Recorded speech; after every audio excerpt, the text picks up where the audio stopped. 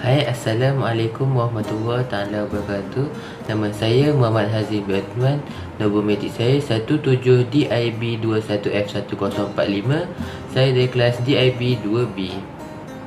Bismillahirrahmanirrahim. Assalamualaikum warahmatullahi wabarakatuh. Nama saya Muhammad Firdaus bin Ismail. Nombor pendaftaran saya 17 DIB 21F1065. Assalamualaikum warahmatullahi wabarakatuh. Nama saya Muhammad Iqbal bin Rosman. Bernombor matrik 17 DIB 21F1009. Saya dari kelas DIB 2B. Assalamualaikum warahmatullahi wabarakatuh. Saya Muhammad Eka bin Nasir dengan nombor pendaftaran 17 DIB 21F1061. Saya daripada kelas DIB 2B. Bismillahirrahmanirrahim. Assalamualaikum warahmatullahi taala wabarakatuh. Nama Deni Syirfan bin Ismail. Nombor matrik 17 DIB 21F1047. Hari ini kumpulan kami akan membentangkan mengenai tajuk financing product based on tawarruk dengan Ibrah in Islamic Finance. Saya di sini ingin menerangkan maksud tawarruk. Tawarruk merujuk kepada urus niaga muamalah yang melibatkan dua peringkat urus niaga. Peringkat pertama, urus niaga tersebut melibatkan pembelian secara kredit antara pembeli dengan menjual asas suatu aset. Dan pada peringkat kedua, pembeli kemudiannya akan menjual aset tersebut secara tunai kepada pihak ketiga. Ia dinamakan tawarruk kerana ketika membeli aset tersebut secara kredit, pembeli tidak berniat untuk menggunakan atau memanfaatkannya, tetapi hanya ingin menjualnya semula bagi memperoleh wang tunai.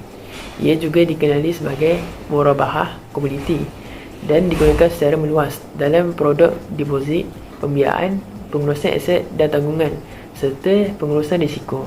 Pada hari ini saya akan membentangkan sedikit mengenai produk pembiayaan berasaskan tawarruk. Terdapat cadangan daripada institusi kewangan Islam untuk menawarkan produk pembiayaan berasaskan konsep tawarruk atau murabahah komoditi. Mekanisme pembiayaan murabahah komoditi yang dicadangkan adalah seperti yang berikut. Yang pertama ialah institusi kewangan Islam membeli komoditi logam daripada peniaga logam A secara tunai dalam pasaran komoditi logam yang diiktiraf.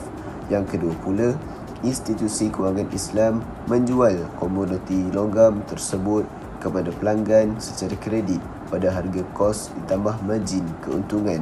Dan yang ketiga pula ialah pelanggan melantik institusi kewangan Islam sebagai wakil untuk menjual komoditi logam tersebut kepada peniaga logam B secara tunai dalam pasaran komoditi logam.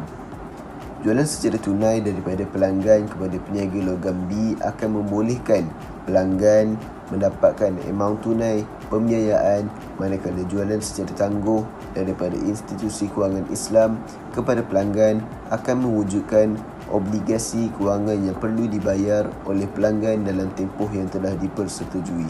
Dalam hal ini, MPS dirujuk berhubung dengan isu sama ada produk pembiayaan berasaskan konsep tawarruk dibenarkan ataupun tidak. MPS pada mesyuarat ke-51 bertarikh 28 Julai 2005 telah memutuskan bahawa produk pembiayaan yang berasaskan konsep tawarruk adalah dibenarkan. Okey, seterusnya ialah pengertian ibrah. Ibrah secara konsepnya bermaksud seseorang menggugurkan hak tutannya ke atas tanggungan, iaitu zimmah yang lain yang perlu dilaksanakan terhadapnya.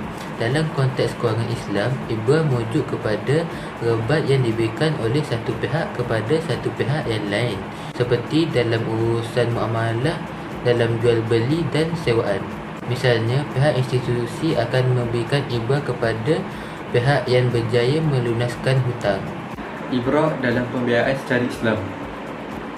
Kebanyakan institusi kewangan Islam tidak memasukkan klausa ibrah dalam perjanjian yang ditandatangani dengan pelanggan kerana dikhawatiri timbul isu ketidakpastian, yakni gharar dalam harga jualan. Walau bagaimanapun, amalan tidak memasukkan klausa ibrah Dalam perjanjian pula boleh menimbulkan pertelingkahan antara pelanggan dan institusi kewangan Islam berhubung dengan hak pelanggan untuk mendapatkan ibrah sekiranya mereka melunaskan pembiayaan lebih awal. Selaras dengan keperluan untuk menjaga kepentingan umum, yakni masalah, serta memastikan keadilan terhadap pembiaya dan penerima biaya, MPS dirujuk berhubung dengan cadangan untuk mewajibkan institusi kewangan Islam memberikan ibrah kepada penerima biaya yang melunaskan hutang lebih awal bagi pembiayaan berdasarkan kontrak jual beli seperti bai, bitanam ajil ataupun murabahah. Pada hari ini saya akan menerangkan dengan lebih jelas mengenai asas pertimbangan ibrah. Pengguguran hak adalah berkait rapat dengan ibrah dan doa ta'ajjal. Ibrah dalam konteks pelepasan hak untuk menuntut hutang sama ada sebahagian atau keseluruhan hutang oleh pemberi pinjaman merupakan satu perkara yang digalakkan oleh Islam. Hak tersebut merupakan tanggungan zimmah, yakni pihak lain yang perlu dilaksanakan terhadapnya. Doa ta'ajjal pula merupakan istilah yang digunakan bagi merujuk perbuatan mengurangkan sebahagian hutang apabila penghutang menyelesaikan hutang lebih awal. Namun, terdapat pandangan daripada beberapa ulama yang menyatakan bahawa doa ta'ajjal tidak dibenarkan kerana ia menyerupai amalan riba. Mereka membahaskan bahawa sekiranya menambahkan nilai hutang kerana penangguhan tempoh pembayaran dianggap sebagai riba, maka penguraian nilai hutang kerana menyegerakan penyelesaian hutang mengambil hukum yang sama. Namun demikian, sebahagian ulama yang mengharuskan doa ta'ajjal berpandangan bahawa adalah tidak bertepatan untuk menyamakan doa ta'ajjal dengan riba kerana pada hakikatnya kedua-dua perkara tersebut adalah berbeza. Mengambil kira pandangan ulama yang mengharuskan doa ta'ajjal secara mutlak dan pandangan ulama yang mengharuskannya apabila ia disyaratkan terlebih dahulu, maka dapat dirumuskan bahawa tiada halangan bagi pihak berkuasa mengambil pendekatan untuk mewajibkan pelaksanaannya.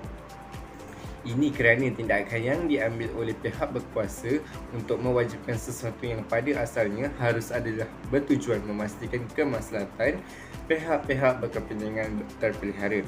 Tindakan sedemikian dilihat selari dengan keputusan ulama dahulu yang memutuskan bahawa apabila hutang jual beli dilunaskan sebelum tempoh matangnya, maka nilai yang perlu dibayar hendaklah berkadaran dengan tempoh masa yang telah berlalu. Sekian, itu sahaja daripada kumpulan kami. Assalamualaikum warahmatullahi wabarakatuh.